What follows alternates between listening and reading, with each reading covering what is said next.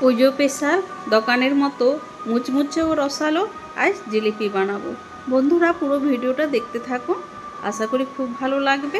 জিলিপিগুলো দেখতেও যেমন সুন্দর, খেতেও কিন্তু তার থেকে আরও সুন্দর। জিলিপি বানানোর জন্য এখানে আমি 1 বাটি ময়দা নিয়েছি। 1 বাটি ময়দার জন্য এখানে 1 চামচ ঘি ব্যবহার করব। জিলিপির মধ্যে ঘি ব্যবহার করলে খেতে খুব ভালো লাগে, একটা ঘি ঘি গন্ধ ভাব থাকে। এবার ভালো করে ঘি ময়দাটা ভালো করে মিশিয়ে নেব। ভালো করে মিশিয়ে নিয়েছি। এবার এর মধ্যে অল্প অল্প পরিমাণে জল দিয়ে একটা থকথকে ব্যাটার তৈরি করে নেব। একসঙ্গে বেশি জল দিলে হবে না, অল্প অল্প জল দিয়ে এই রকমভাবে দেখুন একটা থকথকে ব্যাটার তৈরি করে নিয়েছি। জিলিপির জন্য খুব নরম আবার খুব শক্তও না, একটা থকথকেভাবে ব্যাটার তৈরি করে নিতে হবে। এবার আমি কিছুক্ষণের জন্য রেস্টে রেখে দিচ্ছি। সেই সময় আমি চিনির রস তৈরি করে নেব। 1 বাটি ময়দার জন্য এখানে নিয়েছি 1 বাটি চিনি, আর 1 বাটি চিনির জন্য নিয়ে নেব 1 বাটি জল। এবার চিনি ভালো করে জলের সঙ্গে মিশিয়ে নিচ্ছি। জিলিপির জন্য এখানে রসটা তৈরি করতে হবে 1 তার 2 তারের মতো।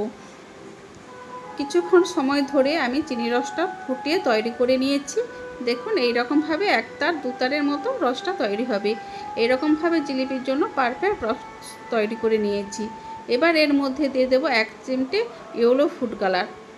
এখানে আমি ইয়েলো ফুড কালার ব্যবহার করছি যাতে জিলিপির কালারটা খুব ভালো আসে। আপনারা এখানে ফুড কালার নাও ব্যবহার করতে পারেন। এবার আমি চিনির রসের সঙ্গে ভালো করে ফুড কালার মিশিয়ে নিয়েছি। এবার এর মধ্যে 1 টুকরো লেবুর রস দিয়ে দেব। এতে করে চিনির রস জমাট বাঁধবে না, এই জন্য লেবু রসটা ব্যবহার করলাম। এবার চিনির রস একদম পারফেক্ট তৈরি। এবার নামিয়ে নিচ্ছি। এবার জিলিপিগুলো ভাজার জন্য এখানে একটা ননস্টিক কড়াই ব্যবহার করছি। এতে দিয়ে দিচ্ছি পরিমাণ মতো সাদা তেল। জিলিপিগুলো একটু ডুবো তেলেই ভাজতে হবে, তার জন্য একটু তেলটা বেশি লাগবে। আগে থেকে তৈরি করে রাখা ময়দার ব্যাটারের মধ্যে এবার আমি মিশিয়ে দেব 1 চামচ ইনো। এতে করে জিলিপিগুলো মুচমুচেও হবে আর ফুলবে ভালো। এবার 1 চামচ ইনো দিয়ে ভালো করে আমি মিশিয়ে নেব। আর ইনো দিয়ে মিশানোর পর সঙ্গে সঙ্গে জিলিপিগুলো ভেজে নিতে হবে। ইনো দেওয়ার পর বেশিক্ষণ রাখলে কিন্তু হবে না। এবার জিলিপিগুলো ভাজার জন্য এখানে আমি আশীর্বাদ আটার একটা প্যাকেট নিয়েছি। সামনেও এক সাইড আমি কাঁচি দিয়ে সমান করে কেটে নিয়েছি। আর জিলিপিগুলো শেপ দেওয়ার জন্য দেখুন এইরকমভাবে আমি একটা ছাঁদা করে নিয়েছি। এবার তেলকে হাই ফ্লেমে রেখে গরম করে নিয়েছি। এবার গ্যাসকে মিডিয়াম ফ্লেমে করে নিয়ে এবার জিলিপিগুলো ভালোভাবে শেপ করে ভেজে নেব। বন্ধুরা একদম তো দোকানের মতো শেপে আসবে না, কিন্তু খেতে কিন্তু একদম দোকানের মতো হবে। দেখুন এইরকমভাবে আমি জিলিপিগুলো তেলের মধ্যে দিয়ে শেপ করে ভেজে নেব। বন্ধুরা আমার ভিডিওগুলো যদি ভালো লেগে থাকে তাহলে লাইক, শেয়ার ও সাবস্ক্রাইব করে দেবেন। আর পাশে থাকা বেল আইকনটি প্রেস করে দেবেন যাতে সবার আগে নোটিফিকেশান আপনার কাছে পৌঁছে যায়। আমি জিলিপিগুলো দিয়ে ভালো করে উল্টে পাল্টে একটা মুচমুচে করে ভেজে নিয়েছি। দেখুন একদম লাল হয়নি, অথচ কিন্তু খুব মুচমুচে হয়েছে। এবার আমি তেল থেকে তুলে নিয়েছি। তেলটা ঝেড়ে এবার আগে থেকে তৈরি করে রাখা চিনির রসের মধ্যে আমি দিয়ে দিচ্ছি। এই জিলিপিগুলো দিয়ে 2-3 মিনিটের জন্য এই চিনির রসের মধ্যে ডুবিয়ে রেখে দিতে হবে। এতে করে চিনির রস ভালোভাবে ঢুকে যাবে জিলিপির মধ্যে। আমি আবারও কিছুটা জিলিপি একই রকমভাবে ভেজে নিচ্ছি। দেখুন তেলে দেওয়ার সঙ্গে সঙ্গে কীরকমভাবে ফুলে উঠছে।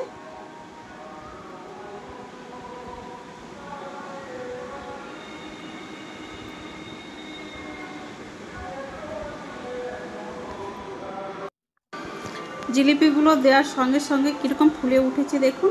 এবার আমি 1 পিঠ ভালো করে ভেজে নিয়েছি। এবার আমি উল্টে দিচ্ছি। জিলিপিগুলো সবসময় ভালোভাবে ঘন ঘন উল্টে পাল্টে রাখলে লাল হবে না, আর সুন্দরভাবে মুচমুচেভাবে ভাজা হয়ে যাবে। এবার জিলিপিগুলো ভাজা হয়ে গেছে। এবার আমি তুলে নিচ্ছি। দেখুন একদম লাল হয়নি। এবার আমি একই রকমভাবে আগে থেকে চিনির রসে ডুবিয়ে রাখা জিলিপিগুলো তুলে নেব। এবার এই জিলিপিগুলো তুলে নিয়ে আমি আবার ভেজে রাখা জিলিপিগুলো এই চিনির রসে দিয়ে দেব। এইরকম করে আমি সব জিলিপিগুলো ভেজে নিচ্ছি।